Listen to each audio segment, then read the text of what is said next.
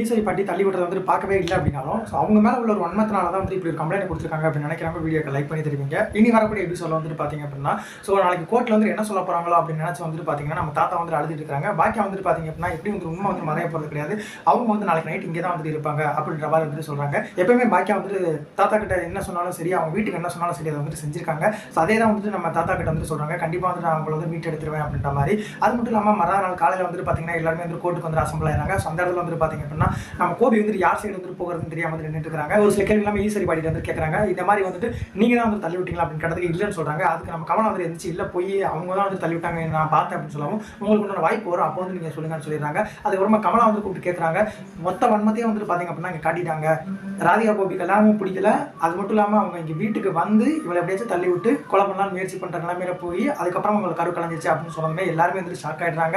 பாக்கியா கிட்ட வந்து ஒரு சில கேள்வி எல்லாமே வந்து கேட்குறாங்க. இன்னும் வந்து பார்த்தீங்க அப்படின்னா டிவோர்ஸ் ஆயிடுச்சு, எதுக்காக வந்து இவங்க கூட இருக்கிறீங்கன்னு கேட்குறாங்க. பசங்க எல்லாமே ஆசைப்பட்டாங்க, அதனால தான் வந்து கூட இருக்கிறோம் அப்படின்ற மாதிரி வந்துட்டு சொல்றாங்க. கமலா சார் பண்ண அட்வொகேட் வந்துட்டு பார்த்தீங்க அப்படின்னா எல்லா தப்புமே வந்துட்டு ஈஸ்வரி பாட்டி மேலே தான் வந்துட்டு இருக்கு அப்படின்ற மாதிரி வந்துட்டு போர்ட்ரேட் பண்ண ஆரம்பிச்சிட்டாங்க. ஈஸ்வரி பாட்டி அழுகும் போதெல்லாம் வந்துட்டு நம்ம கமலா வந்துட்டு சிரிச்சுட்டே இருக்கிறாங்க. உங்களோட கருத்துக்கள் எது வந்தாலும் கமெண்ட் பாக்ஸில் தெரியும்.